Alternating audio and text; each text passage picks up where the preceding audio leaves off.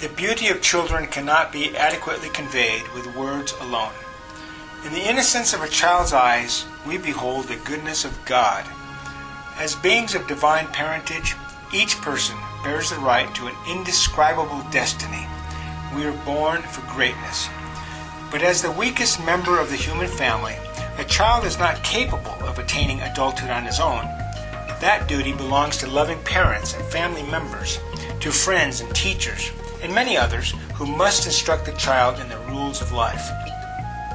Through proper guidance, a child can learn the value of love and embark upon a purposeful journey that will bring light and love to many others. The effect of each person on society is as a stone tossed into a pond, with ripple effects that radiate into eternity. Jesus Christ affirmed the celestial nature of children. Forbid not the children to come unto me, for of such is the kingdom of heaven. The welfare of all children is a social concern not limited to responsible parenting.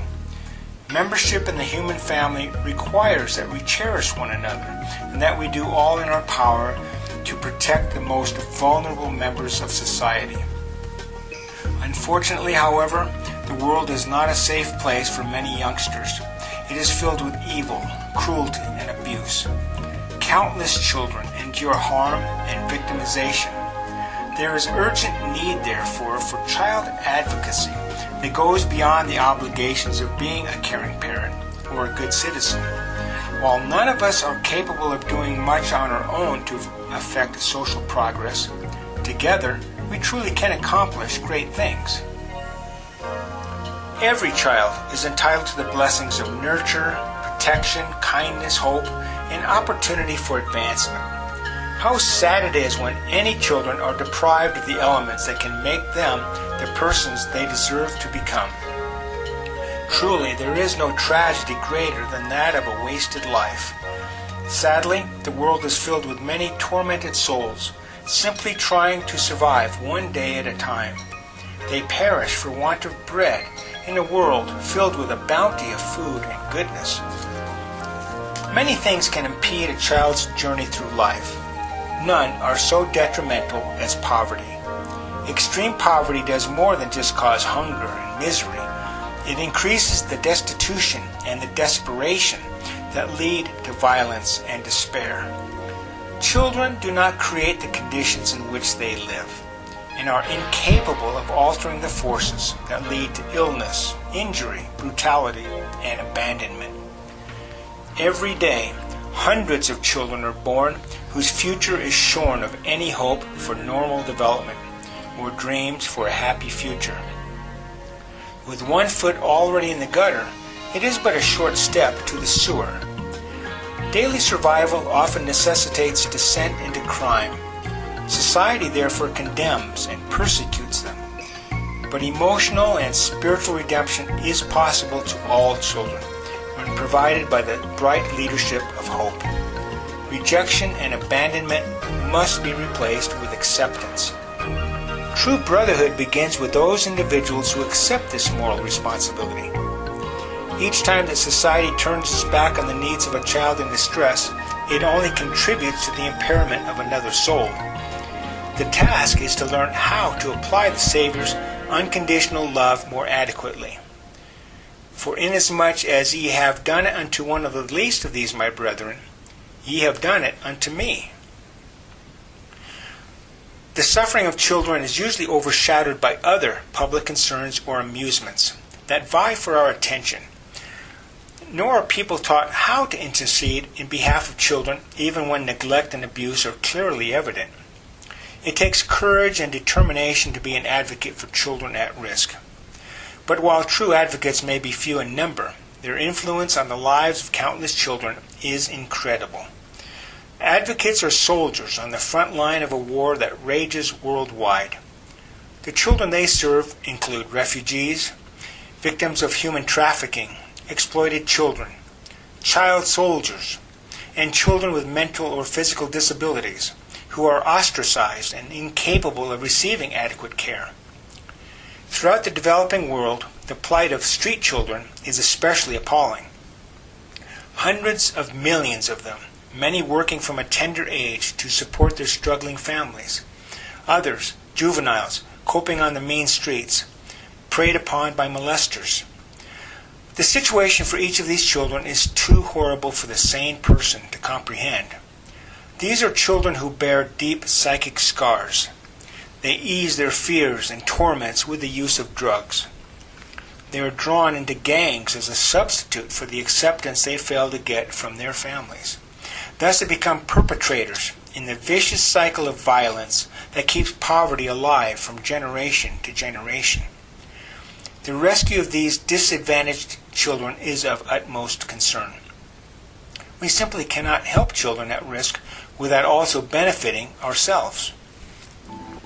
The Love at Work Foundation is not blind to the suffering of millions of children who deserve real hope in life. Our vision of what is possible can encourage citizens with more favorable means to participate in the cause of child advocacy. No child deserves to be ignored. Child advocacy requires a loud, firm voice. What children at risk want from us is to proclaim that they are children in search of a better future. They can and must be given that second chance in life. Love at Work restores children to the life they deserve. The Love at Work Foundation is a grassroots organization that applies bottom-up leadership through cost-effective programs. The principles of child rearing are similar to those of gardening. Children are seeds, and seeds require good soil in which to grow. They must be nurtured and tended constantly. Children must be provided the sunlight of genuine love, and they must be given the particular care that each stage of their development requires. Raising healthy children is a pay-it-forward process in which the fruits of their maturity don't appear until sometime later. Children require our full attention and faith. As an old African proverb says, it takes a village to raise a child. It might also be added that it takes a child to show us the way back to God. Children have many needs. Foremost is the need for a childhood free of danger and distress. They need time in which to play, to ignite their imaginations, and to explore who they truly are. Impoverished adolescents must be taught vital life skills, including proper parenting, and shown how to deal with the challenges of life. When provided with the resources and opportunities necessary for healthy development, most kids thrive, even excel. A child's physical, emotional, and intellectual needs must be provided by a host of institutions and individuals. The role of compassionate advocates, mentors, and volunteers cannot be overstated. Love at Work facilitates the operation of numerous shelters, orphanages, schools, and clinics. More importantly, we collaborate with those on the forefront of child advocacy. These include professionals in many fields, including education, health, social work, business, recreation, and religion. Their expertise equips them to guide untrained individuals. Knowledge, when properly applied, truly is power. Even so, there is no substitute for the influence of humility, empathy, and mercy in enabling otherwise ordinary persons to help the needy. A hero is nothing more than an ordinary person who does extraordinary things. The grace of God's goodness makes all things possible. We become participants in the miracle of changing lives for the better. The misbehavior of children usually owes more to the environment in which they grow than to their natural dispositions.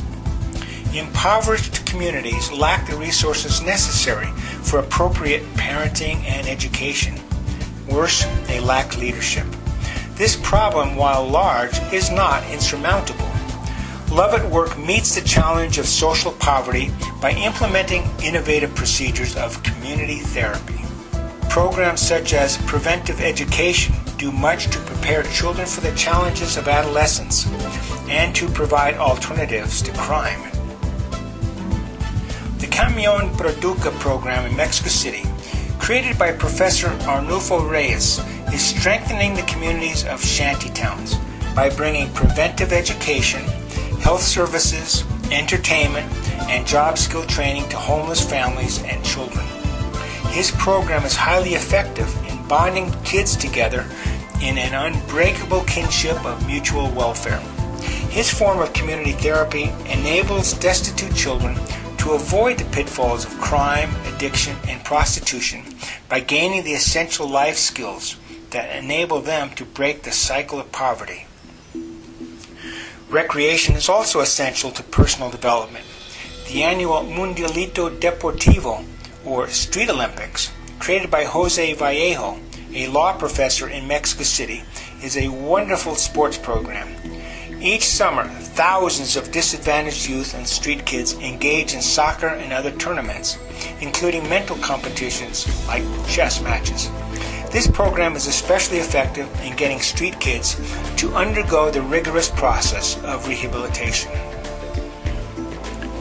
The power of community therapy is seen in how Papa Jaime Jaramillo, a petrochemical engineer, rescued hundreds of children from the sewers of Bogota, Colombia, and created an effective rehabilitation program for their reintegration back into society. Community therapy is applied by Padre Jaime in Tijuana, Mexico, whose daycare center for children with disabilities uses low-cost programs and alternative sources of support within the poor communities he serves. Jose Betancourt, a former drug addict and dealer, devotes his life to administering care to the homeless on the streets of Medellin, Colombia. Several times a week, he takes his large ambulance, dubbed the Angel, to provide basic medical care to people on the street. With the help of medical interns and many volunteers, he prepares food to feed the famished denizens of the night. And there are other ways in which the principle of community therapy is being developed and replicated. People helping people is a social power that government alone is less effective in implementing. As the saying goes, give a man a fish and you feed him for a day, but teach a man how to fish and you feed him for a lifetime. An important aspect of rehabilitation is that those who overcome the chains of addiction, crime, and misbehavior gain the desire to serve others. Peer mentoring not only facilitates the process of rehabilitation, it also transforms formerly lost souls into influential advocates. To a person trapped in darkness, few things are more motivating than the shining example of someone who has made the ascent out of hell. Street kids can use their street smarts to make themselves and others successful. Love at Work is pioneering a street mentors initiative called the Street Lights Program. Learning comes in the doing. After more than 15 years of service to disadvantaged children in Mexico and Colombia, Love at Work knows how to make best use of limited resources. It takes so little to do so much good. There is no substitute for the wisdom of practical service and the experience of interaction with needy children. Volunteers from all backgrounds are needed. Professionals with proven leadership skills can solve seemingly intractable problems. Students, housewives, retirees, and others can mentor and participate in a variety of projects. Best of all, they can join our service expeditions and provide the youngsters with the love they so hunger for. Each one of us truly can help deprived children progress in their search for a better future. The sanctifying power of love works in both directions. It blesses both the receiver and the giver with the sweetest of blessings, brotherhood. For love only becomes love when it is put to work.